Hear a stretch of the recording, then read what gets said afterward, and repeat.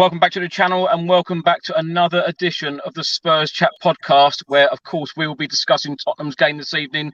Tottenham Hotspur 1, Sporting Club Portugal 1 in the Champions League. How Tottenham did not win it in the end, I will never, ever know. But if you're watching this on YouTube, please do hit that subscribe button, like and share. And if you are listening to this on an audio platform, please do hit that follow button and leave a review if you can. So Tottenham Hotspur 1, Sporting 1. Marcus Edwards scored it in the first half, putting Sporting 1-0 up. Boos at half-time from the Spurs fans. Very, very unhappy fans. Bentancur equalised in the second half.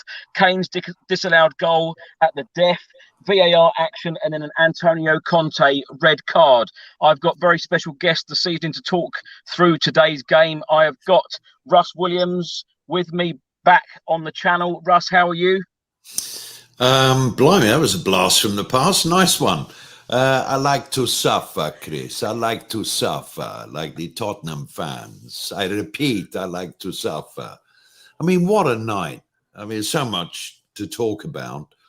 And VAR, you know, is going to be a big part of this show, I'm sure. But generally disappointed. That's the word that I would use.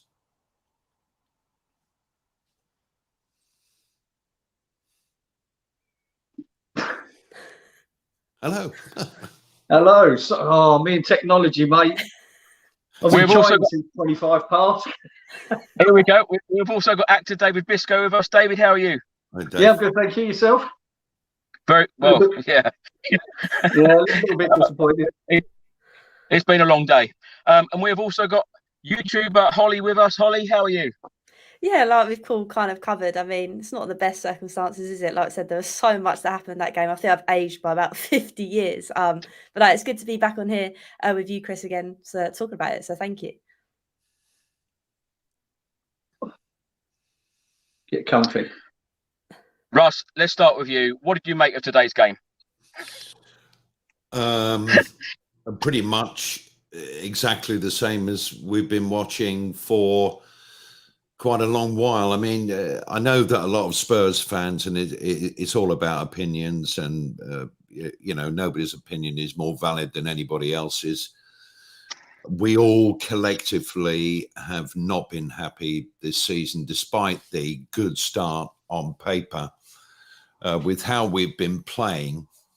And I think it's no surprise that these players have been coached for 3.5, 4 years nearly to play the way that they do, and that they're struggling to actually offensively start well in the first half of games.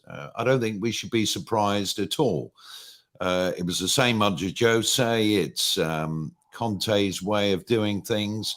Whether he's got the right personnel is open for discussion, of course. My own personal feeling is if Conte wants to play Conte ball, he's got to have very good wing backs. We don't. I think there's some players who probably are coming towards the end of their Tottenham career. I'm talking Ben Davies, Lucas Moura, you know, who's saved for Amsterdam and his exploits there, where he was brilliant. What has he done since? Really came on. He was a bit like a headless chicken. Not match fit, clearly, because he's not had the game time. But I don't want to point the fingers at individuals, really. I think we all know where we are with the squad. I think we're crying out for an attacking midfielder. That's probably not a player that Conte wants. And we're all baffled why we can't start a game in the manner that we played the last half an hour of the second half. It's almost like, oh, let's concede and then we can really start playing and becoming a kind of Tottenham. But even with that second half performance, I thought it was another pretty average performance, really. And I worry about Marseille.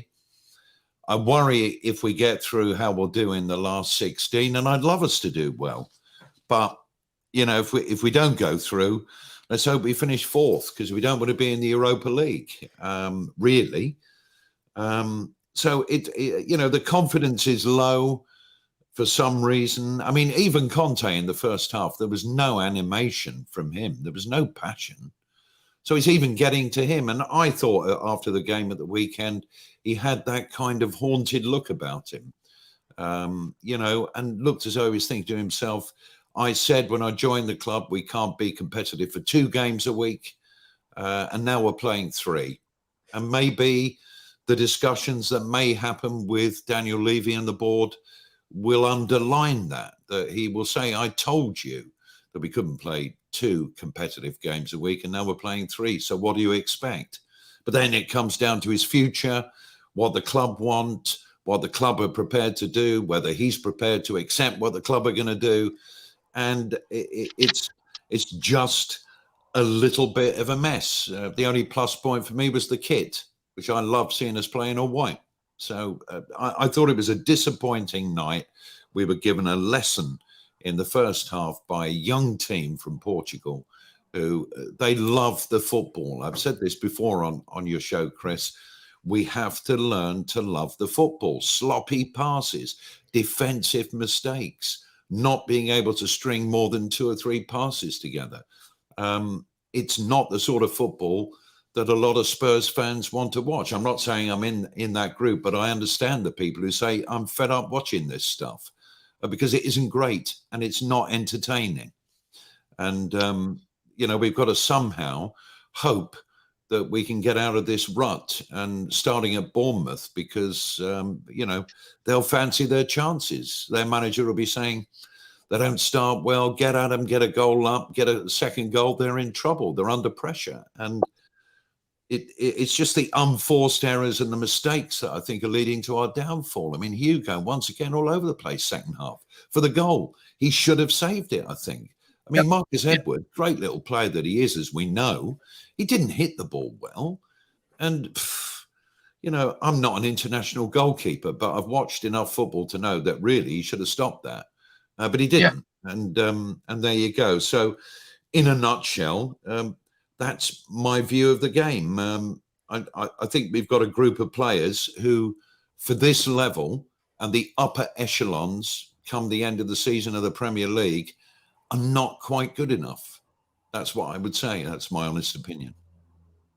I'll tell you what, Russ, as well as watching the game, ever since we appointed Antonio Conte, I must admit, I watch a lot of Antonio Conte, very animated, as you said.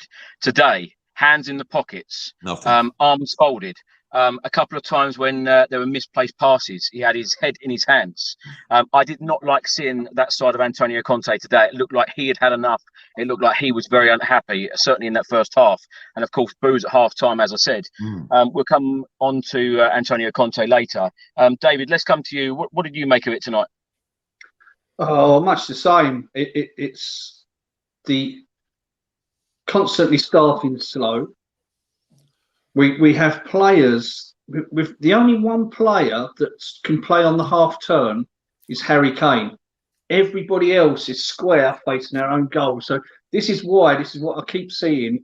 There was at one point, I think Bentancur was in 2-3 yards of Højbjerg facing him. Højbjerg gives him the ball and he gives it back. And I'm thinking, what are you doing? Why are you not moving? Why there's nobody that can do that other than Harry Kane? And my biggest thing is, we've talked about this a lot in the past, but for me, this goes back to losing Moussa Dembele and not replacing him. Because you look at that winter January when we lost him, that is when our league form really played havoc. We weren't playing well. We scraped through in the Champions League, and what I'm finding is that was the time when Eriksen and Dele's form dropped. And that was because his surging runs allowed them to play up forward, which allowed Eriksen to flick the balls into the box and Dele Alli to make the late runs into the box. When he went, Kane, Eriksen and Dele Alli kept dropping deep and they were less effective. And I'm seeing much the same now. We're getting people. There was at one point I'm screaming at the TV, run. Why are people just standing there walking about while Sporting have got the ball and pinging it backwards and forwards? And we have this issue where it's, as you were just saying, you 2 or 3 passes and then you lost the ball, and losing the ball on simple passes as well, nothing sort of complicated. And you watch, we'll go to Bournemouth, you'll have 2v1 on a Bournemouth player, and they will pick a little neat pass out and a 1-2. We can't even do that when it's just 1v1 or one on their own to pick a pass out. It's dismal, but credit where credit's due. They picked up the second half. I just felt it was too little, too late. The crossing was, I mean, we must have had 20 crosses, and probably only one or two found a mark in the box, which was really frustrating to watch as well. And Conte, I just felt like you said, to me, it was almost like he expected that performance. That's why his hands in his pocket. What's the point in shouting? Because I've been shouting all season, and you start off the same every half. What's the point in wasting my voice? I don't know. It's just how I feel, but I'm hopeful we can snatch a point and go through. But I don't see it's going any further than that. Well, I agree with what Russ said earlier. I don't think that Marseille game is going to be an easy game at all. That's going to be a very, very difficult place to go next week. Holly, let's come to you. Let's get your thoughts on tonight's match.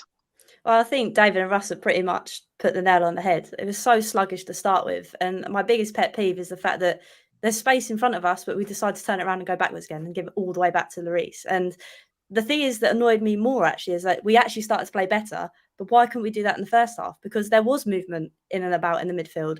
There was Kane or Son, or I know we slate Lucas now and again. He isn't the best as Kulusevski. I think that's why people were getting so irate with him tonight on Twitter. Obviously isn't the best source of information, but you can see lots of people were getting irate with Lucas. But Lucas was the one that was looking to get in behind. We've kind of lost that, not having Kulusevski or Richie at the moment. So in that kind of sense, I just don't understand what has caused this to completely go. Maybe it is because we've lost Richie and Kulusevski. We don't have those players to start the game. We can take them off and maybe mix it up and try something else.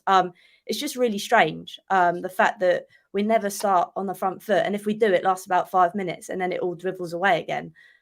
So yeah, I think, like David and Russell said, I think Marseille will be incredibly tough, especially where we've got Bournemouth away and then Marseille away. And we know that our form away from home isn't great. And at the moment, our form at home also isn't great. So it's not a good run to go into, but you've got to try and stay positive. But at the moment, it is incredibly hard to stay positive. Like Russ and David said, looking at Conte and the way that he's just looking absolutely exhausted at the facts. Like I said, he's saying the same things week in, week out. And now us as fans are saying the same things week in, week out. And you think to yourself, what's the constant in this? Oh, it's the players. And it's a cycle that's never ending. What I see with the hands in the pocket was the same with Poch in his last 6 months, and with Jose Mourinho. Yeah. It was the same. It was all full of animation, and then towards that last bit, and then bang, they're gone, they're out. Yeah. And that's my worry, because I don't have a feeling about that. I think David and Holly are dead right, Chris, that when you look particularly at the weekend and the Man United game and tonight, when you look at Conte and, you know, in his press conference before this game, he said, I'm not prepared to sit down and discuss my future at the moment. Now, Antonio Conte ain't no great poker player because we all can read what he's going to do. But it really is going to be one way or the other. And, you know, what's going to happen with him long term, I don't know. I mean, I think they've got to keep hold of him and nurture him more and give him what he wants. Because, you know, if he goes, Mourinho went, they sacked Nuno. I mean, the list goes on, doesn't it? And, you know, is Daniel Levy thinking to himself, well, Maurizio will come back? Well, that's a whole new debate, isn't it, really? Whether that's a good thing for us as a football club and him as a football manager. But at the moment, it's Conte. But for him, you know, as David and Holly were saying, to so visibly lose his passion up to the equaliser and the goal that never was, I'm sure we're going to obviously talk about, it tells you everything about the mood of the people that work together every day, the players, the coaches, and the manager or the head coach. And something isn't right. I don't know what it is. I'm not trying to throw it out there and create a story when I don't know what it is. But we can all see that something isn't right. And they spoke to Matt Doherty at the end of the game, and he said, we don't know why, we try. Yeah. You think, well, you don't look like you're trying. Right, let me come back to you. Are you worried as a Spurs fan about Antonio Conte, the body language and what he said in that press conference? Because I was going to come on to this later on, but now you've mentioned it. Yeah. Let's talk about it now, because I've got to admit, I'm slightly worried. I love Yeah. Conte. I think that he's transformed this football club within inside the first year that he's been here. I believe that if the club fully back Antonio Conte, he will take us, to trophies, to success, what we all want. Do you think he's going to get the backing? Do you think he's happy at the moment? Is Antonio ever happy? I don't know. He should get the backing. If I was Daniel Levy, I'd be giving him the backing if the money was there. But I'm not, obviously. And I'm quite pleased that I'm not Daniel Levy, actually. But as I see it, it's probably a stalemate at the moment that Conte is saying, okay, you want me to stay? I need money. I need a guarantee of this, that, and the other to bring players in. I mean, it was almost, and I don't want to single out necessarily these two players, but at the weekend, there was 80 odd minutes gone and he made a double substitution of Matt Doherty and Ben Davies. And I just had this flashing thought in my mind. He's sending a message to Levy. This is all I've got.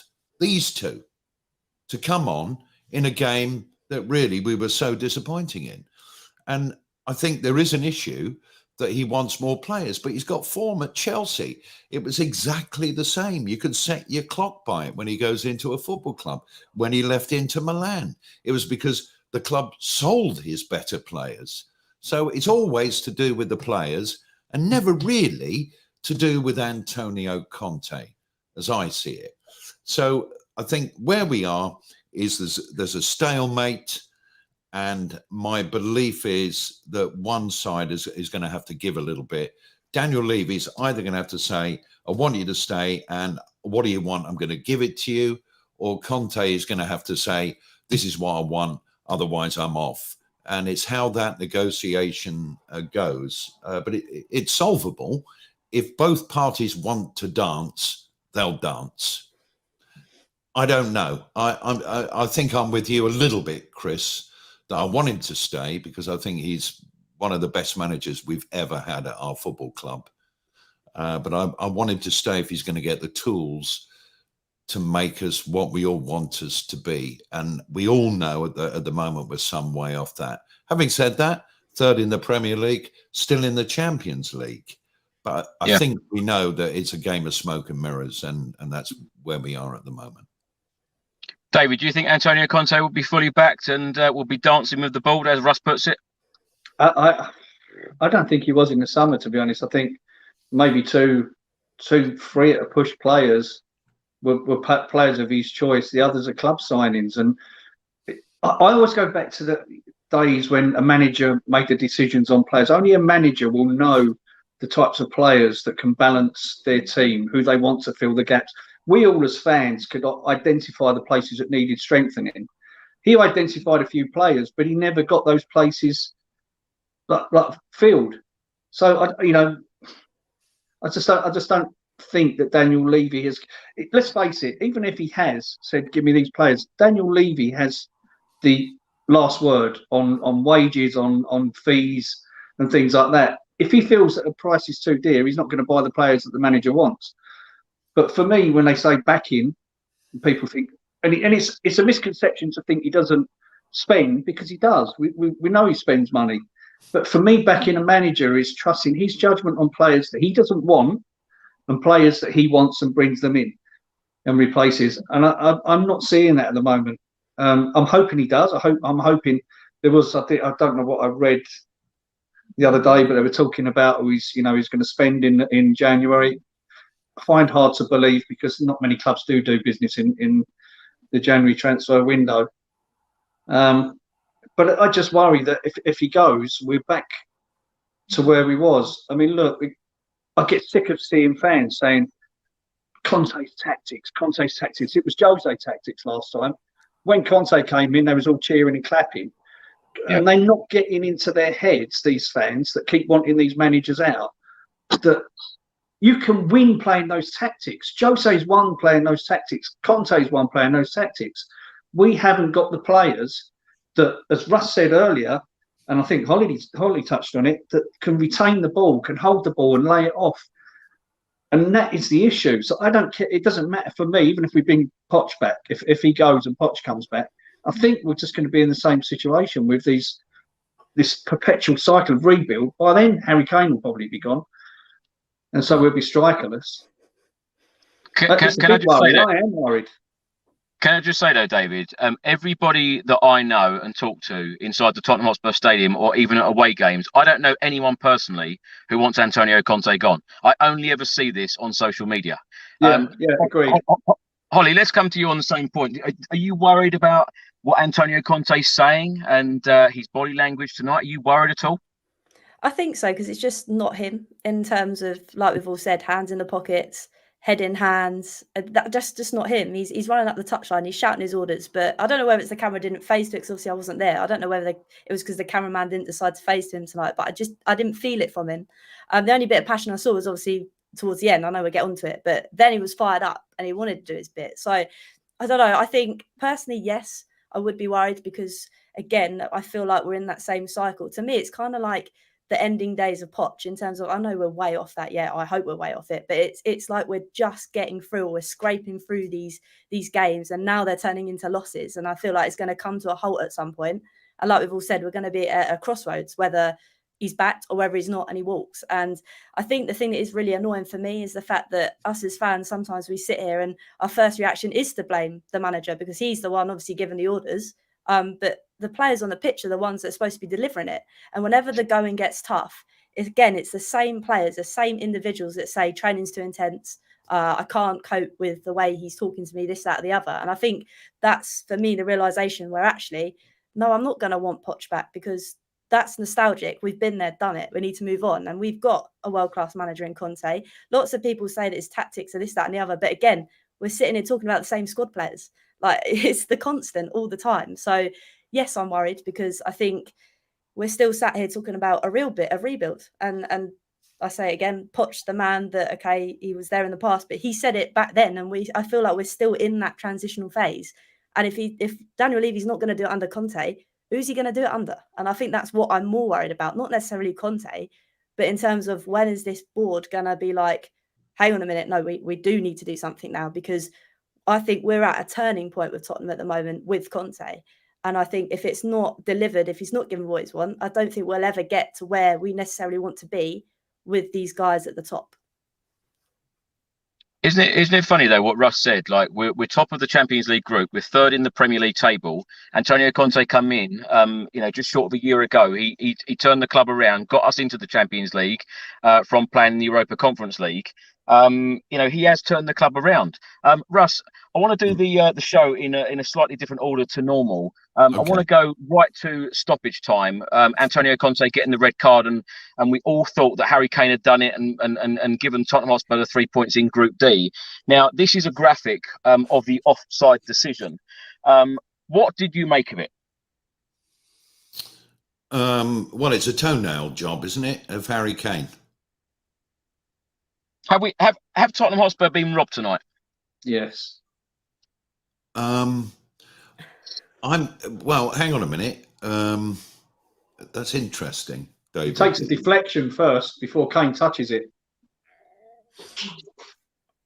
Goes backwards. Goes backwards, takes a deflection, and then Kane gets the ball.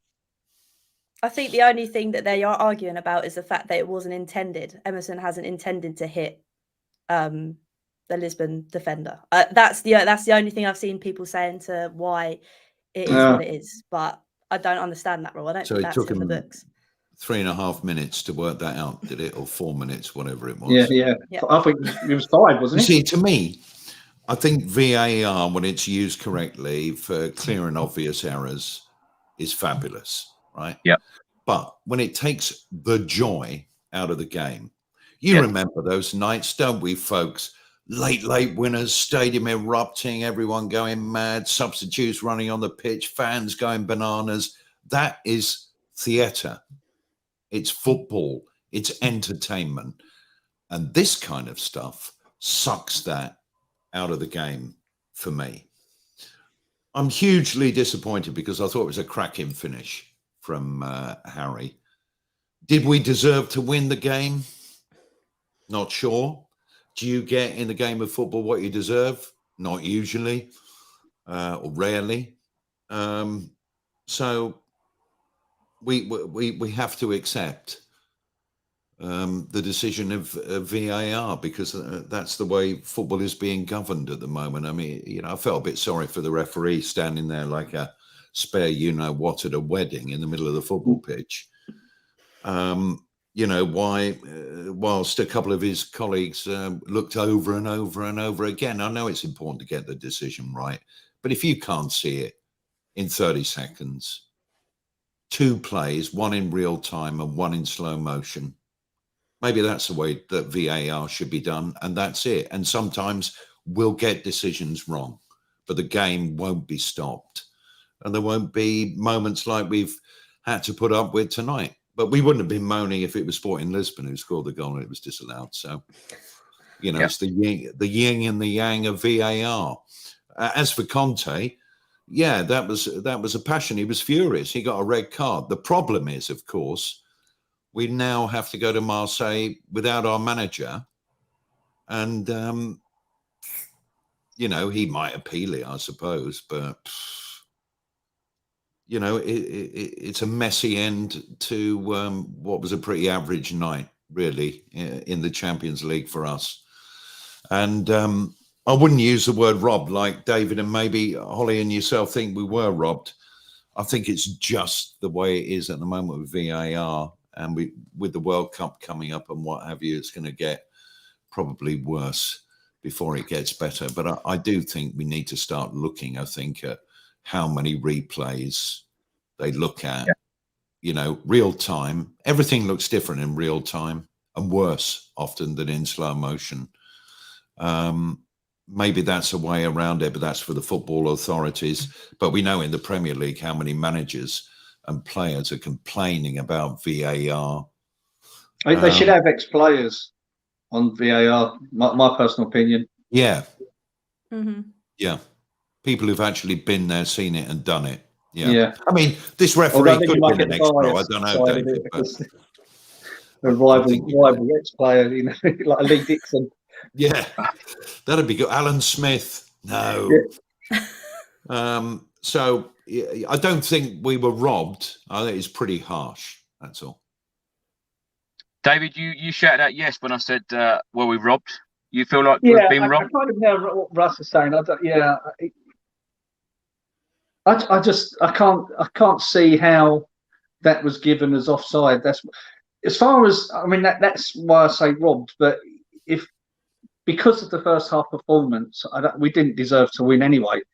I mean, some people might argue the second half performance was really good and we really peppered them and gave it a good old going. But you know, you shouldn't be leaving games till that late to pick your energy up and start doing that. So I think we probably got what we deserved, really, because we'd have taken our chances in the first 5-10 minutes when we were playing pretty good and had a couple of shots. If we'd have taken the chances then, it would have been a different outlook, wouldn't it? Yeah. So yeah, I kind of still think robbed, but not harsh. Well, I'm not saying not robbed. We were done, really. You know, it was just one of those things that happen. Sometimes you get a result and it goes for you, but didn't like it at all. And it probably, as pointing out, that because it took so long as well, which makes it even more feel like you've been robbed, because it wasn't clear and obvious then. And it's almost like they're looking for. We have this sort of paranoia that everybody hates Tottenham, but it's that type of thing that adds to it. You think they're sitting there trying to find a reason to make it offside, to disallow it. I don't know. It's a weird situation. You'll see one of those go in like that weekend. They'll give it.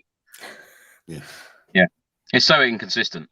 I'll tell you what. We talk about Antonio Conte with the hands in his pockets and folded arms, most of the match. But when Spurs did score that second goal right at the end, he went absolutely mental, running down the touchline. The scenes were unbelievable. And then, of course, he got very angry, very unhappy. Holly, what did you make of his sending off? I just think, again, like as we've kind of mentioned, not maybe robbed. I still think slightly robbed because, like we said, I still don't understand how it struck off if it's gone backwards and hit a Lisbon defender and then hit the path of Kane. It just baffles me. But yeah, I think Conte had a right to be like that because I think there was I think a lot of the players went around the ref, didn't they? And I think it was Dyer as well going, why? So I think Conte had the right to do that, but again, you can't go on the field and get all leery to the ref. You just can't do it in football. Sadly at that caliber anymore. But yeah, it'd be interesting to see what happens because obviously I think UEFA are going to have a bit of a shock in terms of the uproar that's kind of happened. Not saying that they'll take notice of it, but I think they'll be having it in the back of their head in that kind of sense. So maybe Conte will file out a complaint to see whether it gets overturned. Obviously, the goal won't get overturned, but maybe him going to Marseille might be. And I think it will help us a lot because, like we said, our away form was bad, but now our home form is starting to look like that as well. So I think we do really need him there on Monday. But yeah, I don't blame him for getting angry. Like we said, he's a passionate guy and he wears his feelings on his sleeve. And it was heat at the moment. So yeah, it's just frustrating. I think he just kind of felt like we all felt in terms of, well, I don't know what's just happened there, but okay, sweet. So yeah, it'd be interesting to see what kind of happens over the next couple of days. Russ, let's come to you. Now, of course, Antonio Conte made 6 changes today. He went with a 3-4-3, Lloris in goal, the back three of Romero, Dyer and Davis, Doherty and Perisic as the wing-backs. In the centre of midfield, Bentancur and Højbjerg, and then the forward or the front three of Lucas, Son and Kane. The 6 changes were as follows. Doherty in for Royale, Romero in for Sanchez, Davis in for Lenglet, Perisic in for Sessegnon, Højbjerg in for Skip, Lucas in for Basuma. The subs this evening: Forster, Spence, Tanganga, Royale, Sanchez, Lenglet, Sessegnon, White, Sarr, Skip, Basuma and Brian Hill. 6 changes for Antonio Conte today. Were you surprised by the setup and the lineup today? Yeah, I was surprised that Lucas started the game, given the fact that he's been injured for quite some time.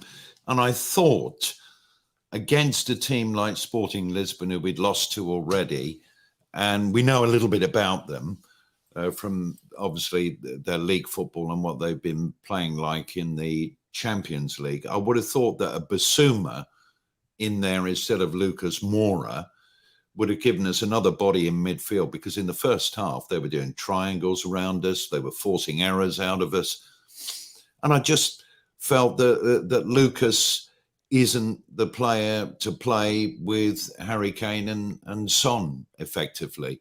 And I was surprised he didn't come off at half time. Basuma was warming up, wasn't he, just before half time? And I said to a friend of mine with private Twitter messaging, that's it, he's off. And Basuma was going to come on, and Basuma never made an appearance. So the substitutions were a little bit strange. You know, it really highlights that we don't have a left-sided central defender. You know, really, I just don't think at the highest level we're quite there at the moment. I think we've got certain bits of the jigsaw, but we are 2 or 3 players short. And I think it's been underlined again tonight. Yeah. Dave, what do you think? 6 changes from Antonio Conte today. Were you surprised by how many changes? Yeah, I'm the same. I was thinking Basuma instead of. Look, I love Lucas Moura. You know, I think every team should have one. A player like him. He smiles. He doesn't complain. You know, he's been out. He's been sidelined. You never see him in the papers complaining. I'm off. I want to go. I want to be playing first team. That's good to have in a team. And as Holly said earlier, he was one of the players that was trying to look for things to do going forward. But I just find he runs about like a dog with a balloon a lot of the time. He'll get the ball, he'll go past one player, he'll go past 2 players, and then run into the 3rd player instead of laying it off. So yeah, I'm the same. Definitely, I was surprised at that, and surprised that he didn't have Basuma on, and why he didn't bring him on at half time. I don't know what made him change his mind. I mean, I even put that on one of the groups. Why is he not bringing him on? Sorry, David. Can I just interrupt you? A channel regular, Craig, has just written a comment here. Antonio Conte left the press conference after just one question. He is not a happy bunny. The full press conference will be out on this channel after this stream. So Conte left the press conference after just one question. Sorry, David. Back to you. They're probably going to ask him about the sending, not the disallowed goal. He probably doesn't want to answer it because he's already been carded for it. So I hope so. Difficult for him, isn't it? Yeah. But going back to what we're saying, yeah, I think Basuma, he should have started. I think Brian Hill looked quite lively when he came on. He was trying to make things happen.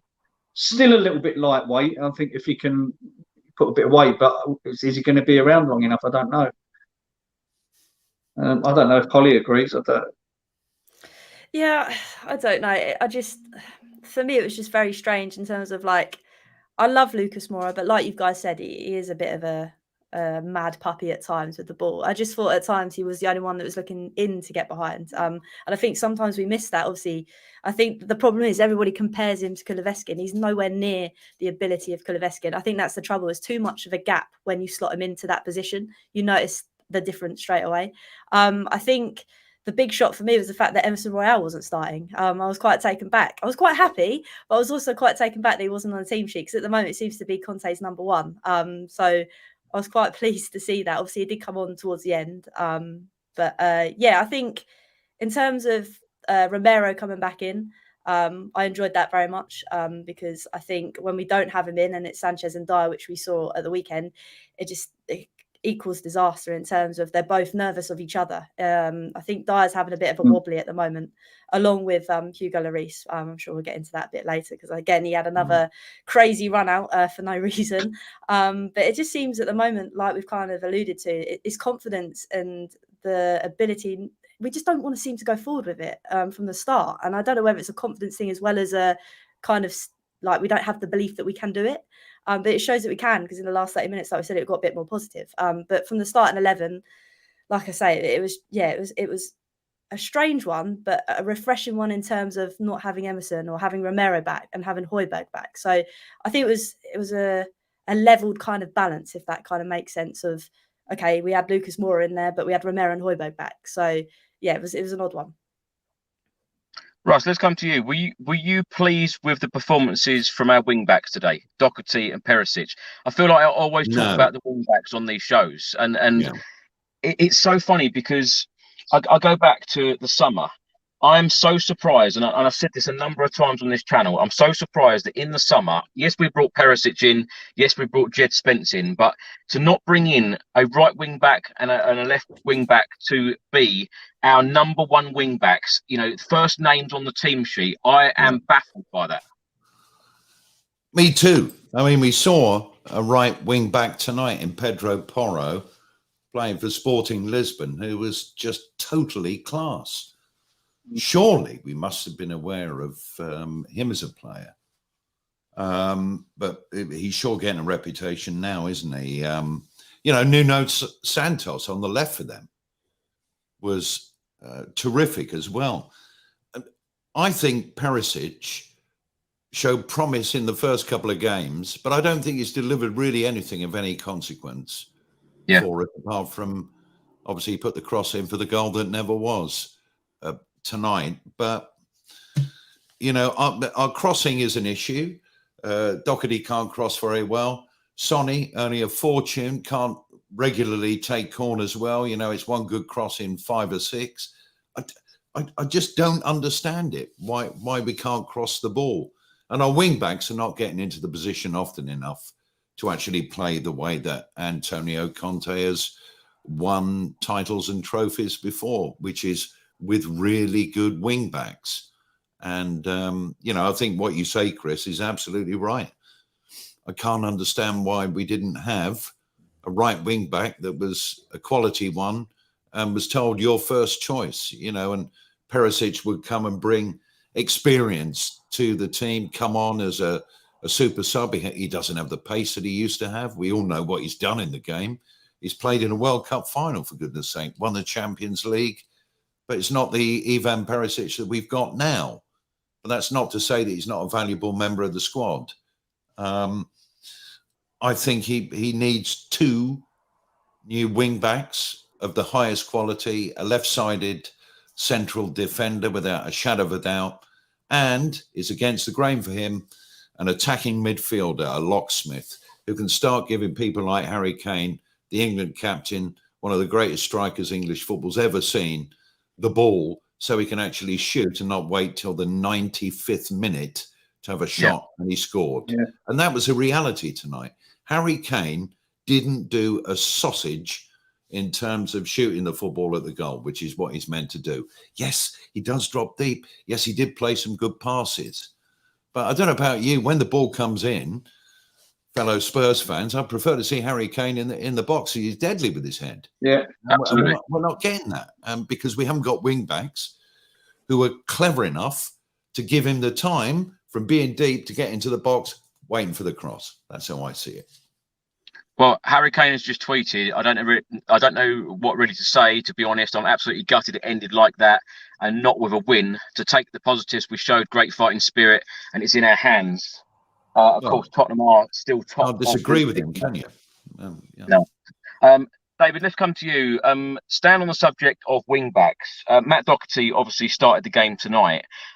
There is lots of media speculation, or has been in the last couple of days, about Jed Spence going out on loan in the January transfer window. Are you surprised by that? Would you be surprised if that happened? And who is the best wing back at our club? Not at all. Daniel Levy made it clear that he was making that signing. That was his signing. And I just think if this is the problem you have with directors and owners of football clubs interfering with the team, you'll get managers thinking, well, this guy isn't what I wanted. He's not going to fit in. He's too young or whatever. Let's put him out on loan. He's not going to get the games. We see it with was it Glenn Hoddle and David Pleat? And David Pleat was making the signings. Glenn Hoddle was leaving them out, and then the players were going to David Pleat and saying, "Well, you was offering me first team football." I just don't think it works. We've got that dynamic with Conte and Perisic. Let them do it. Let them pick the team. Try and do the deals. Yeah, get the deals if you can. But I think Levy, he'll go in. Somebody will say, "I want 50 million." He'll go, "I'll give you 20." And then there's no barter level. If he goes, "I'll give you 30," then I go, "Well, no, 40." But he doesn't do that. He just goes in low. And so no, it doesn't surprise me at all if he goes out on loan. I just think that's Conte making a statement. Like you say, this is all we've got. What are you going to do with a kid? I mean, you bring him on in this team, it could ruin his career. If he does, all right, you could say you could lift him up. He might be brilliant, but. No, it doesn't surprise me at all. Holly, how do you think Jed Spence is feeling right now? You'd be a bit ticked off, wouldn't you? It depends what was said, obviously, in the kind of when the deal was made. Because if it is a Levy signing, then you would have thought Levy would have got his hand stuck in and he would have said something to Spence, be like, "You might not get your time here, lad, but I'll send you out on loan come January." I don't know. I think if it was me, I'd be stinking because again. You come into Tottenham Hotspur, the Premier League, you think you get at least a sniff here and there, but it just seems it's not the case. Unless it is Conte proving a point and being like, "Well, he's not my signing, I'm not playing him." I don't know. It is a really strange one. The reason I say that is why would you buy you keep saying it's going to take more than 2 transfer windows. Why would you then go and buy a player that you're not going to play, you're going to send out on loan? That's the type of thing that club signings are. They'll like Brian Hill comes in, goes out on loan. It just makes no sense. It just doesn't. No, unless, as I say, it's just him saying, "No, I'm not playing. I didn't want him. It wasn't what I wanted. I wanted whoever." And that's the thing that really annoys me as well, because where we've got the likes of Doherty and Emerson, you think to yourself, well, we might as well give Spence a go because they're not doing it for us. It's just, it just doesn't make sense. Yeah, if you think you'd be saying, "Well, you two have had your chance. You've not really shown." All right, I don't think Doherty was not as bad as he has been, but he's still not that type of player. And we've got it with a lot of them across the back, really, the back line. That if you want to be a team that's going to win things, you can't do with that many players of that level, in the same squad. You'd need, you know, 2 decent wing backs, and then you can say, oh yeah, we can accommodate Perisic as someone to come on. You can accommodate a Doherty to come on, but not as it is. You just can't do it. You can't cope with that many average players. No, it's interesting, opinion, David and Chris and Holly and the viewers. That David, you called Brian Hill a club signing, which he may have been. Do you think Brian Hill played better than Lucas Moura tonight? I'll put my hand up. I think he did, and he was only up for 25 minutes. Yeah, I think he did. As I say, I think Lucas tried, but that's what Lucas does. He runs about. He's got a lot of energy, hasn't he? Even though he hasn't played. But I think Brian Hill put more accurate balls about and passes than what Lucas Moura did. Skipped past a couple of players a couple of times, whereas you see Lucas run into them. He nearly scored the other week as well when he came on, didn't he, Brian Hill? Yeah. So if he's got it, it's just giving him the go-ahead to go do it. But hopefully, having that another cameo tonight, maybe we will see more of him with the injuries we've got at the minute. Yeah. Now, let's get into the key instance from the game. Just after 5 minutes, Højbjerg had a shot for Spurs. It went wide. After 13 minutes, Sporting Lisbon had a corner, floated in, went to a Sporting head, went wide. They had a fantastic chance in the 20th minute. Great cross in, a Sporting player got there first. It flew over the bar. And then, of course, Marcus Edwards put Sporting 1-0 up in the 22nd minute. Holly, let's stay with you on this. Marcus Edwards, of course, returned to Tottenham, the Tottenham Stadium. He had a fantastic game out in Portugal, but today, of course, he scored a great goal. I'm with Russ on this because I feel that Hugo Lloris should have done an awful lot better with that shot and turned it round the post. What are your thoughts on that long-range shot that nestled into the bottom of the net? I think he has a long time to see it. I think that's the thing that infuriates me. But the worst thing is the fact that our defenders just decide to run backwards. Like in that moment of time, you're giving him so much space. I think at one point he even slowed down a bit to line up his shot. You think yourself, there's 3 of you there, at least one of you go and press him and not give him a free range to shot wherever he pleases. I think that's what irritated me the most. But like you say, I think Hugo's just having a bit of a meltdown at the moment. I mean, we saw it at the weekend, coming out like Karate Kid. And then we saw him again today, coming out of nowhere, thinking he can go win the ball. And he did get done as well. We were lucky that it was offside. Otherwise, that could have been another hairy situation that he's caused. I think, again, it's confidence, which is strange coming from your captain. And I know that, obviously... World Cup winning captain. Yeah, exactly. It's just strange and it's alien. But also to think that from a goalkeeper's perspective, if you concede a goal, you'll hit the worst because it's your fault. Even if you can't get it or whatever, it's going to be, that's what you're going to remember. And the fact that he's doing this time and time after again, it's now consecutively in game after game, you kind of worry and you think, oh, okay, I think we may need to get someone else in. And I'd hold my hands up and say that I wasn't thinking that at the start of the season. I was way off it. I was like, oh no, it'll be fine for another year. We'll get someone in. Maybe he can coach him a bit and then have like a transition for the new goalkeeper to come in. But at the moment, I think to myself, I don't think that's going to happen the way he's playing at the moment. So yeah, I think in regards to your question, I think maybe he could have done slightly better. But I think the thing that ticked me off more was the fact that nobody decided to go close him down. They were just going to run backwards towards our own goal. It's just very strange. Russ, let me come to you on the same point. Do you think Hugo could have done better there? Because it's been a very indifferent 8 days for Hugo, hasn't it? He kept us, he kept the score down at Old Trafford last Wednesday. Of course, we lost at 1-2-0. He had an absolute howler on Sunday against Newcastle. Both goals were technically his fault. That goal tonight, I feel that he should have done a lot better.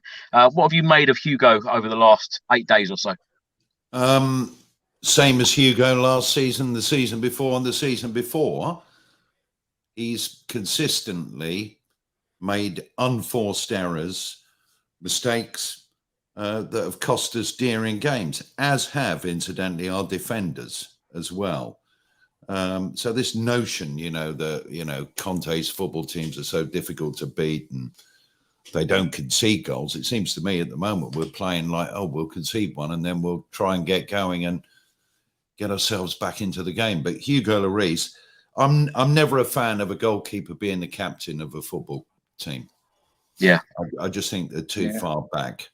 And I think he is a very good shot stopper. But some of the goals that he lets in, and his position. I worry about him at corners. He doesn't come out and command the box and catch the ball. There's a lot of this sort of twin punches. The ball can go anywhere. And he did appear, I think about a season ago, to make some improvement and changed his game with kicking. But as we saw at the weekend against Newcastle, you know, that aimless ball that Almiron easily got and ran through and scored. You just can't do that. You cannot do that. You know, I mean, we see Jordan Pickford, the England goalkeeper, make occasional mistakes, very occasional. But Hugo, they just seem to be now in his DNA at Spurs. And it is a worry. And we all know that if he's playing for us next season, it'll happen again, because that's Hugo. You say about captain, Russ. Who would you like to see as Spurs captain if it wasn't Lloris? Harry Kane. Definite. Okay. England captain, Tottenham captain, the leader. That's another thing, by the way. When the chips are down, I don't see anybody on the pitch. You know, rah, rah, come on, let's go, shouting at people like some of our players of old.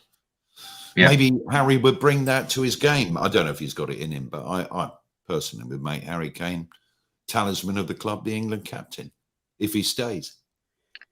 Now, one thing that got me tonight, of course, we went 1-0 down after 22 minutes. Up until the 38th minute, David, a 16-minute spell, Sporting just played the ball mostly along their defence, along to the goalkeeper, back out to the defence. They wasted so much time. We sat back, wasn't really pressing, wasn't really trying to get the ball whatsoever. We just let them play, let them have possession. That was the point when I was saying, I was screaming at the TV. Why are you were just standing there? Run, close it down. The mind boggles. Then you'll get one player, like maybe if the ball getting near to Son and he'll run and have a little bit of a nip, and then the ball come back. But there seems to be no it's always the first half as well, isn't it? A lack of passion and desire to get that ball. And if it was just the last couple of games, I'd be sitting here thinking, oh, maybe they don't want to get hurt before the World Cup. But this has been like this for the past couple of seasons, that we've struggled to control and hold the game. And walking around, I just think that's disgraceful. You're just standing there waiting for them to play the ball. Is that tactics? I don't know. I wouldn't expect Conte would just say to someone the same as Jose. He wouldn't stand there and say, right, lads, get on that pitch today. Just stand around when they've got the ball, let them have it. And if they break through, we can nick it off. I can't see that being a tactic. There's just no effort. Are they being worked too hard? I don't know. Other teams have got bigger squads, but do you remember in the summer we were going, we've got quite a good squad now. So now then say, we can't play 3 games a week when all the other teams above us are playing 3 games a week. I know they've got vastly bigger squads, but we've still got players like Jed Spence that we haven't utilised. And you think, why? What's wrong? Is that Conte making a point? Is there more? Does it run deeper than that? I don't know. But I don't like seeing that. And I guess I can imagine that's probably why the fans were booing at half time, because I wasn't happy when they walked off. No. Well, in the 38th minute, Heung-min Son had a shot on target, comfortable for the goalkeeper. And then in the 41st minute, Sporting, it looked like they went 2-0 up, but of course it was disallowed. And as you mentioned, David, boos at half time. I tell you what, I can't remember, the amount of times that the fans have been booing inside the Tottenham Hotspur Stadium. This is what it was like at half time.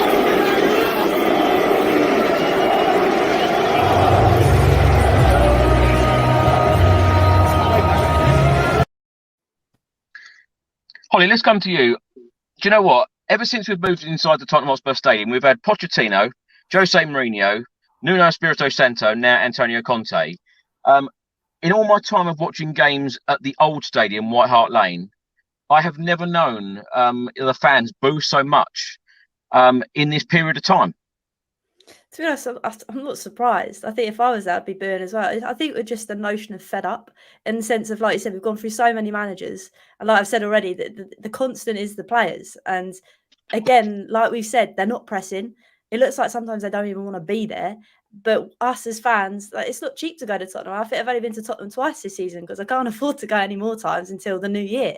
And it's like, but I want to watch my team play. But then I think to myself, actually, why should I part with my money if they're not going to turn up, but I'm going to travel that distance to go watch and play? I think fans are just fed up now. And I think booing or showing our disgust in that kind of form is the only way that hopefully the board will listen in terms of these fans aren't happy with what they're watching. They're not going to pay their money week in, week out. And I know that's a notion that's I'm not naive to, because someone else will just go in my place. But we've got to do something. Otherwise, it's going to be a vicious circle again. So, yeah, I mean, for me, I don't think the boos were a shock.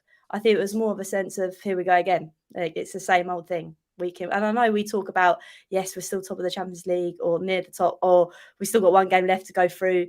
We're third in the Prem. But it's just a constant. It's like, oh, here we go again.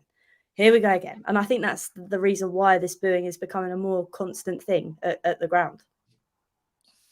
Russ, in the first half, Pierre-Emile Højbjerg actually, and it was very, very early on, tried to get the crowd going, which he did. And then in the 51st minute, he done it again. A good counter from Spurs, Højbjerg shot, goalkeeper saved, the crowd were uplifted. So literally just like 6 minutes after the interval, the Spurs fans fully got behind this team. And, you know, when you talk about a 12th man, the fans were absolutely superb. Yeah.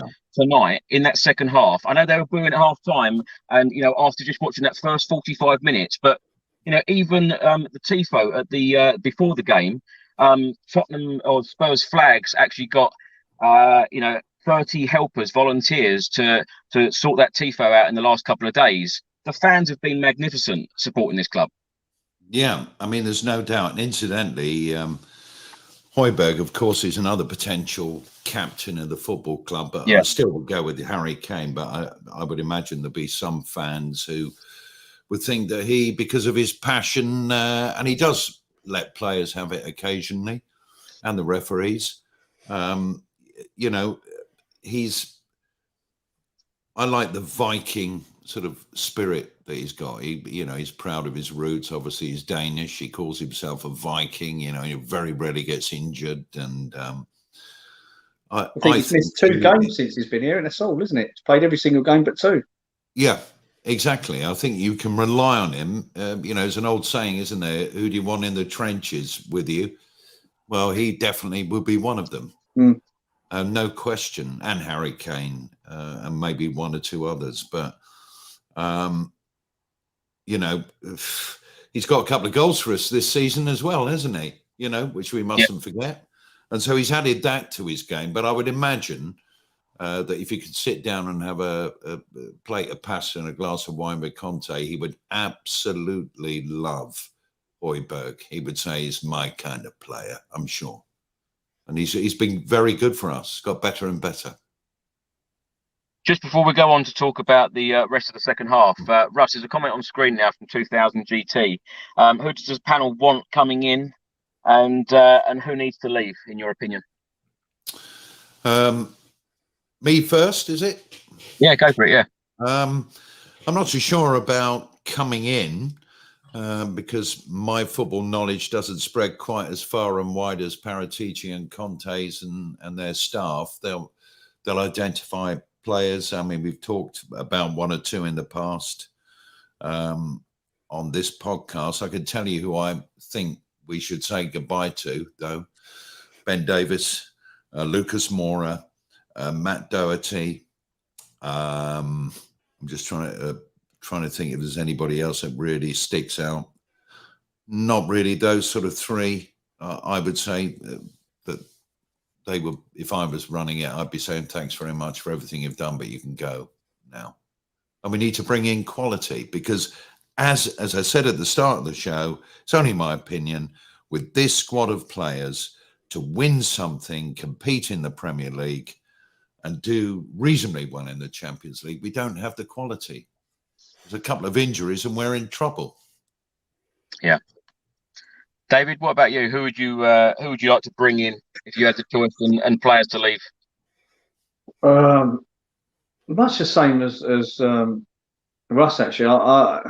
It's difficult, isn't it? Because you can say, "Oh, bring this player in, bring that player in," and then they turn out to be, duffers. I can't think of anybody off the top of my head that would be available. It's a real difficult position that we've found ourselves in, and the fact that we've got so many to get rid of. But I would add Sanchez and Emerson Royale to the three that Russ said. Dyer, I'd keep him. I know he's not brilliant. He's not brilliant, but he's a player that you can rely on. But he is getting on. But that whole back lot needs strengthening with quality players, and I can't see it happening in free transfer windows. It's just not going to happen.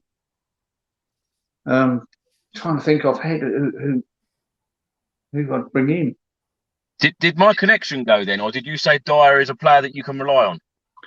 Yeah, he's pretty solid, isn't he? He's not brilliant, and he's a bit of a donkey at times, but I don't think he's not our worst player.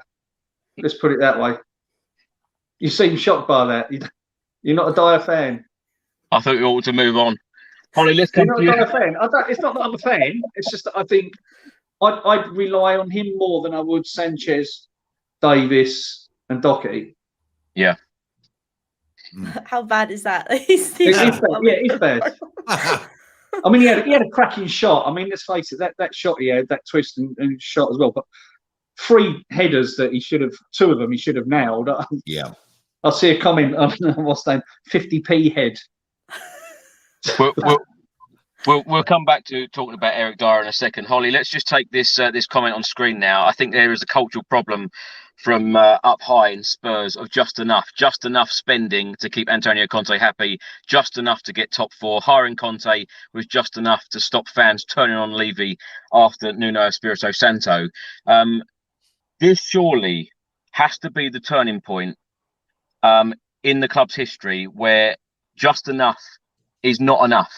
We have to back this manager. We have to back this man, because how many times have I said this? You cannot go from Mauricio Pochettino, Jose Mourinho, I'm not even going to talk about Nuno, to Antonio Conte, 3 elite managers, and then not be successful at the club, i.e. winning trophies. It has to happen this time, doesn't it? I thought getting Conte was the thing to make it happen. In terms of, we've got Conte, right, sweet, we're happy. They're going to spend money. And we're still sat here having a debate on who we want to get out of this club. And I'm not kidding you, it's probably over half the squad at the moment. It's getting to that kind of figure. It's actually mental. I don't know whether it's a thing. I just think they like coasting. I think they're just waiting till they obviously get the naming rights to the stadium. And then maybe something will happen. I don't know. I can't say to you this is the moment it's going to happen. But I thought it was really bad, obviously, when Nuno came in. And I was thinking to myself, I've had enough now. And then for Conte to come in, like you say, it was just enough to keep you there, to be like, right, it's fine. Everything's going to be okay now. And it feels, again, we're going around those motions of it just happening again. And I think I've been a Spurs fan for 25 years now. And I've seen 1 trophy. And it's like, but I've seen more managers than I have seen trophies. And I think that's the realization at the moment that we're kind of getting to. So, yeah, I think it is a poison. Well, not a poison. It's rotten from the top. And I think it just seeps down. And then you get to the sentence as a fan, you're like, how and why am I still here? But we're all silly enough, I suppose, to do so because it's the club we love. But like you say, hopefully this is the time that something happens, because I can see it getting really nasty if it's not. Sorry for going off topic again, and we will go back to the game in a second, but the amount of comments on this stream, plus a lot of people I talk to, they all mention Mauricio Pochettino. I just want to ask your opinion, Russ, on Pochettino, because I can't quite believe how many Pochettino comments keep coming up. Bring Pochettino back, everyone keeps saying. Well, would you be a fan of it? Nearly won the Premier League under him. Champions League final. I think he made a mistake by playing Harry Kane in that because he wasn't fully fit. But, hindsight's a wonderful thing. He was a perfect fit for Spurs for the first, couple of seasons. We were playing good football. would I have him back? Excuse me. I don't think you ever go back. It's just a personal thing. So I'm sure Daniel Levy wouldn't agree with me, but I think what you say, Chris, is right. Got to hold on to Conte, get him fully invested and on board with a contract, give him what he needs, and see what he can do. Because, you know, you're quite right. Pochettino, Mourinho, Conte, if they all go, well, what's the point of anyone coming to Spurs under the current regime? There wouldn't be, would there? So I'd stick with Conte, and I do think that in the back of his mind, maybe in the forefront, you know, that Levy thinks, well, if it all goes a bit up, I'll get Maurizio back. And that's his out. For me, it's not just that he's not the answer, and I don't think he is the answer. But the fella that we've got at the moment, I do think. I'm going to shut up now, David, and let you have your say. Sorry. Good enough. He is the answer if he's given the tools. You know, if he's a carpenter, he can't build a beautiful cabinet if he hasn't got the right chisels. And that's all he needs. Players. That's all he needs. Quality players. Well, there's another comment here. Bringing Poch back after Conte leaves is just enough to stop riots. Okay, that's the last one I'm doing. Great stream, guys. Personally, Russ, I would love to see Maurizio Pochettino back at Tottenham one day. But Antonio Conte, in my opinion, needs time, needs backing, needs patience, and needs money, needs help. Give him everything he needs in order to, bring us success. That's what I say. David, let's come to you. Let's get back to the game. In the 52nd minute, Eric Dyer had a shot saved. In the 56th minute, a ball played to Heung-min Son turned, the goalkeeper saved. It is fair to say, and give credit where credit is due, Spurs come out. Antonio Conte must have given them an absolute rollicking at half-time. What do you think he said? What the hell are you doing? Something I can think you could say. I mean, you know, why are you strolling around? You're paid to play football. You're professional footballers. I mean, why does it take half time every time for him to have? These are grown men playing a professional sport and being paid highly, and they need to be told to pick their games. What was it? Ben Davies, I can't remember. It was a West Ham game, was it? I think last season, and he said, "Oh, we couldn't motivate ourselves." And I'm like, "What? You can't motivate yourself in a London derby. You can't pick yourself up, and you need to be told to do that. That's wrong. There's something inherently wrong with this club if they need to be told, game in, game out at half time, what the hell are you doing?" It's just I'd love to be a fly on the wall to see what in the dressing room, because he obviously does know something to pick them up, but it shouldn't take that. Shouldn't take that at all. Yeah. Well, Spurs had a number of chances. 59 minutes gone. Lucas Moura had a shot wide. 69 minutes, a ball played into Matt Doherty. He shot. That effort was kept out. In the 71st minute, Matt Doherty went off. Brian Hill come on. Now, Holly, let's talk about the positives tonight, because Brian Hill, he had 20 minutes tonight. He's had game time in the Champions League. Is it about time that Antonio Conte now give him time in the Premier League? I hope so. I think, like we've said tonight, we've looked at Lucas Moura. I know that I've given a bit of high praise, which probably isn't the best thing to have done. But I think seeing him come on and proving what he can do, when we've got Kuleveski out, why not play him against Bournemouth? What have we got to lose in terms of the fact that we haven't really got a player on that kind of side? If Conte wants to play that formation, why not give him a crack? Because again, he's proved himself. Like I said last time when he had that cameo appearance, he scored. Tonight, I think he put the ball in and went out for the corner that we scored from that got taken off. But he's creating things, and that's what we kind of need, because like we've said, in this formation, there's not necessarily, we haven't got a creative player. So our creativeness has to come from the wings. So if Brian Hill was doing that in 20 minutes, what can he do in the game? My dog's snoring. Let me just shut the door. So what can he do in the game? So I think, give him a chance against Bournemouth. Again, I don't want to say that Bournemouth... I don't want to say that Bournemouth are bad or they're easily beaten because they're in the Premier League. They've got to the Prem, so they're a decent opposition. You've got players in front of you. So, but that'll be an easier opponent than, say, I don't know, a City, say. That'd be a very different comparison. So why not give them a go? I think now is the time. Well, in the 74th minute, Lucas Moura had a header tipped over the bar. Just a minute later, Harry Kane went close. And then in the 76th minute, Sporting, a counter-attack, player ran through 1-on-1. Lloris made a great save, Russ. Yes, he did. Yes, you're right.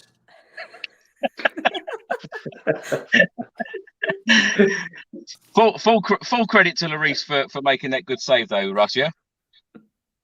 Yeah. Of course. I mean, to go 2-0 down, it was game over. It's just that.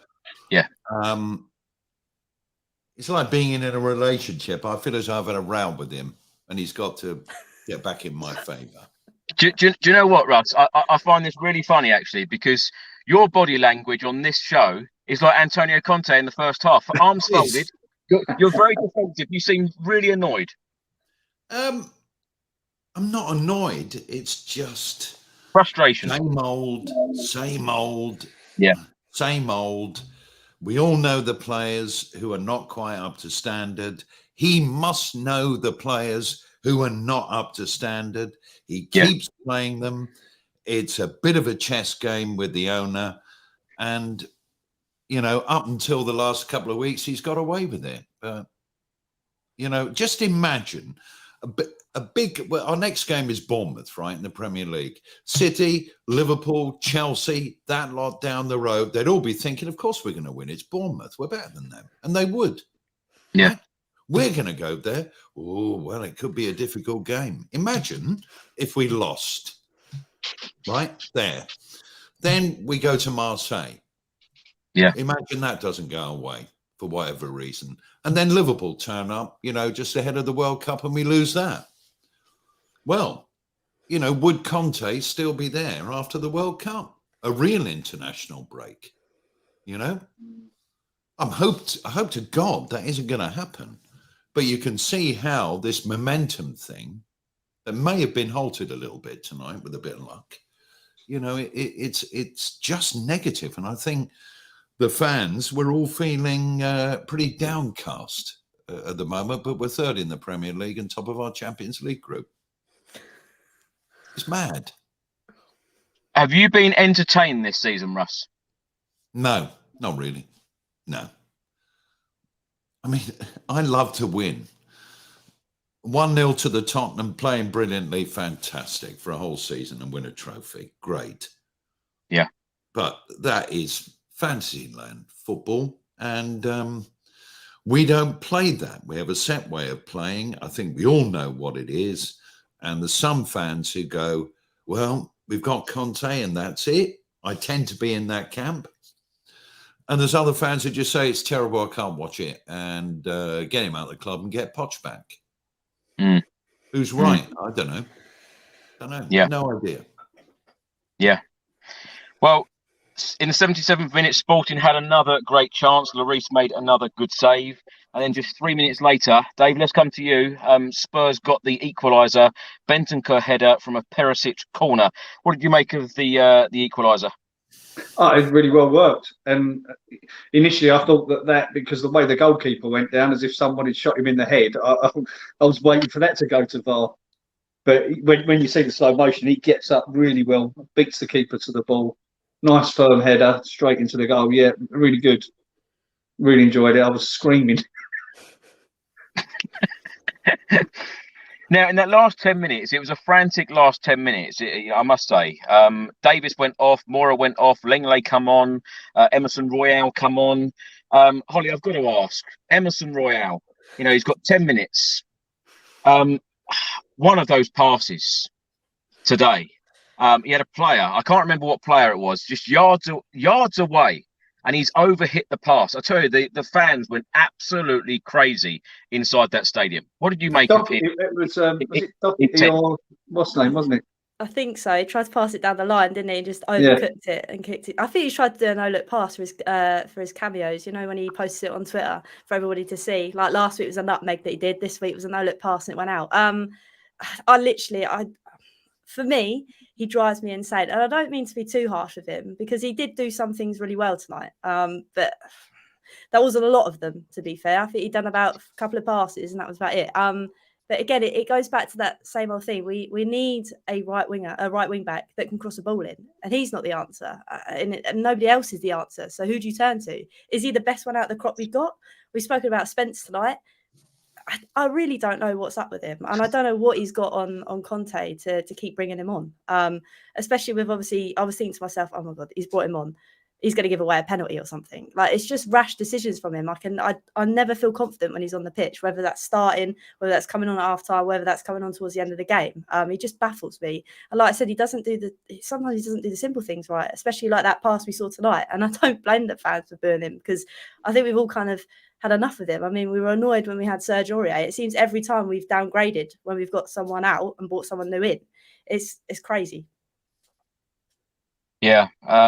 Russ, let's come back to you. In the 84th minute, Heung-min Son whipped in a free kick. Unfortunately, no one was there.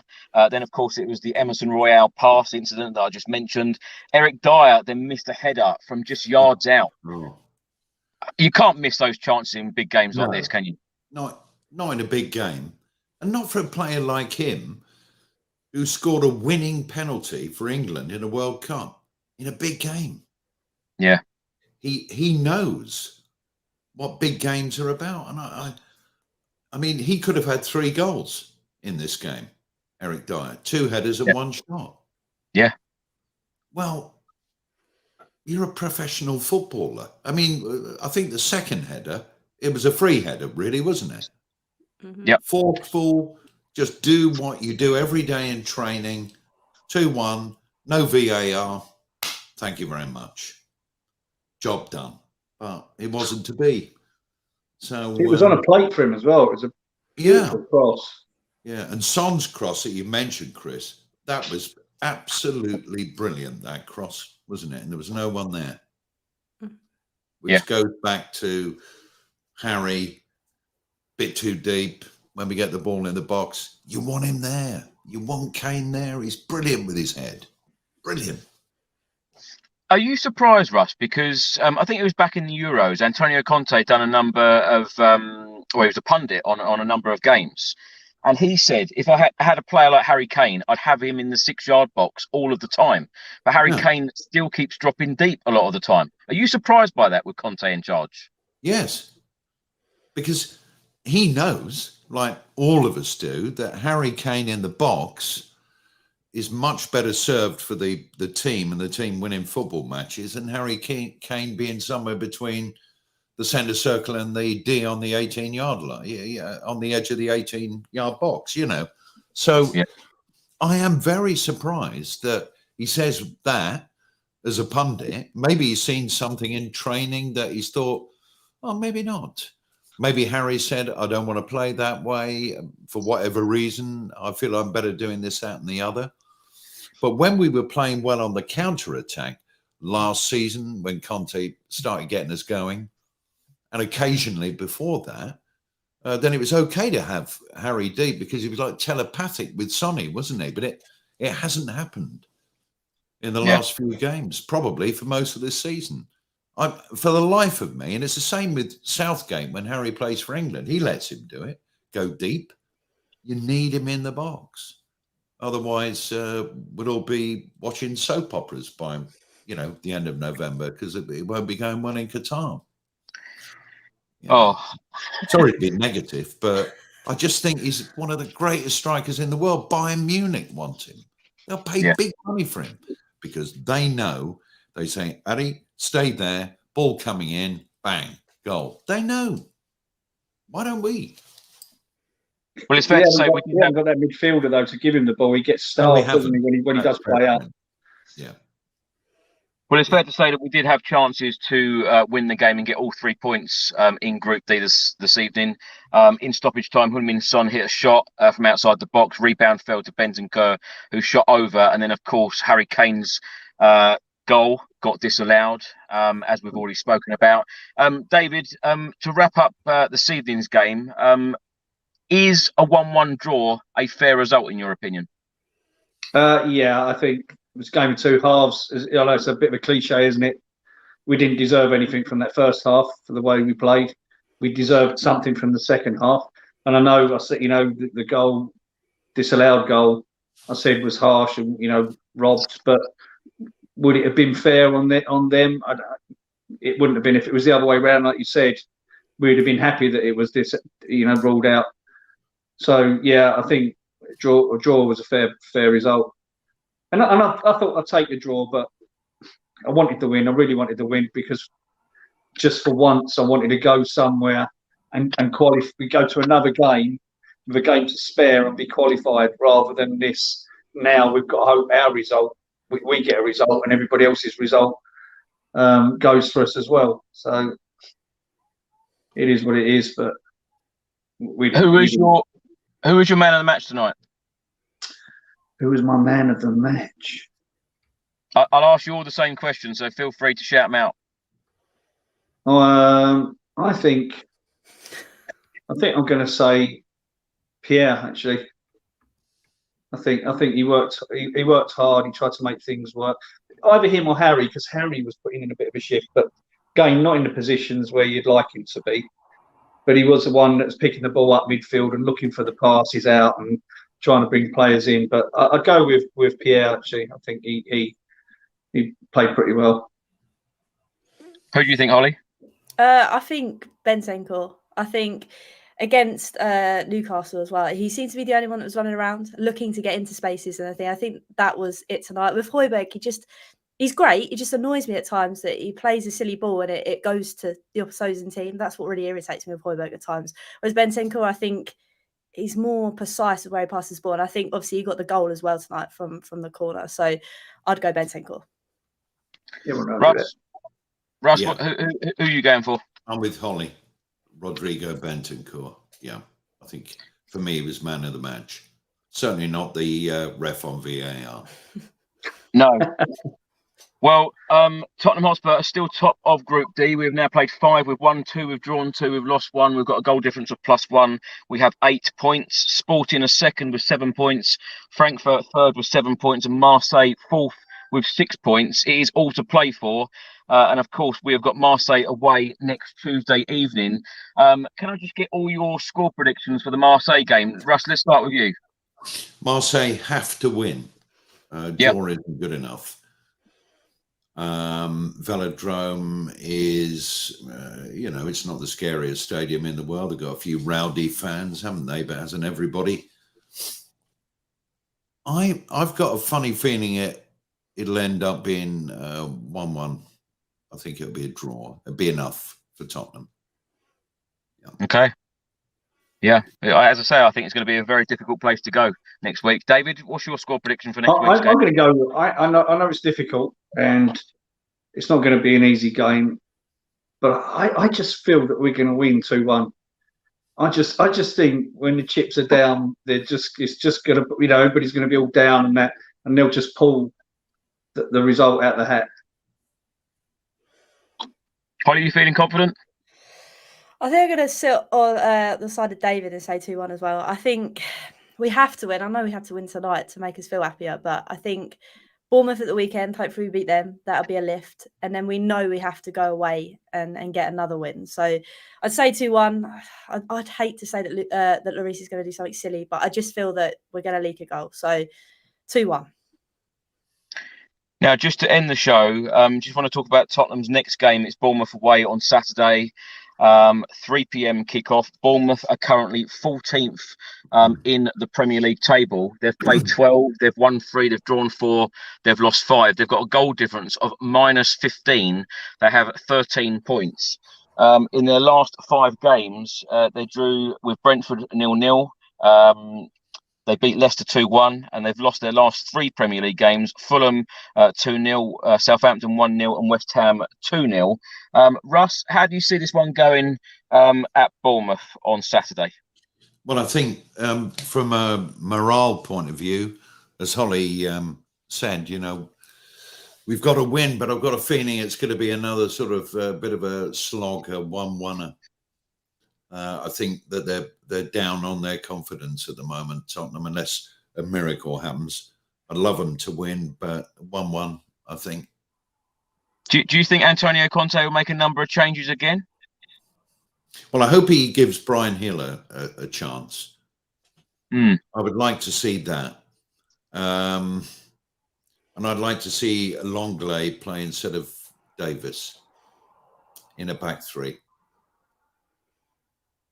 David, how you feeling ahead of this Bournemouth game? Pretty confident until you come up with the stats, because the stats always come fight you in the backside. Well, do you know what? A couple of days ago, I normally do, before a game, I normally get a fan from an opposition fan's point of view from another YouTube channel, and the Sporting fan that came on in the last couple of days said, "We're in terrible form. We haven't won for 3 weeks. We've just lost to a team in the 3rd division in the cup. We're awful. We've been playing terrible." And as soon as I heard all those words, I thought, "Oh no!" Right. Yeah. And of course, as I've just said, Bournemouth have lost their last 3 Premier League games. So we always have a habit of making them types of games look really different. I think I'm with Russ. I think it's just going to be a really hard fought 1-1. Wow. and I was confident. I was going to say, we'll win 2-0. But when you come up with them stats and you start thinking, this doesn't bode well. Holly, what are you thinking? Do you know what? I'm going to turn it positive. I'm going to go for a 2-1 Spurs win on Saturday against Bournemouth. There you are. Let's add a bit of positivity. So, Holly, what do you reckon? I'm going to make it even more positive. I'm going to go 3-1. I'm going to go proper out there, because I think the sea air is going to wake them up and they're going to do something down south. So hopefully we go there and get the goods, because like we've all kind of said, we need a boost. And playing Bournemouth, I think, is probably, not saying it's going to be easy, but they're an easier opposition to play. So I'm going to say 3-1. Let's go for it. And the last question for you all. I know we're early on in the season still. Russ, let's start with you. Just a simple yes or no and a position. Do you think Antonio Conte will still be a manager come the end of the season? And where do you think Spurs will finish at the end of the season? Yes. 4th. Yes, 4th. That's positive. David, what are you going for? I'm going to say no, but we will get 4th. Okay. It's a weird one, but it's just for me.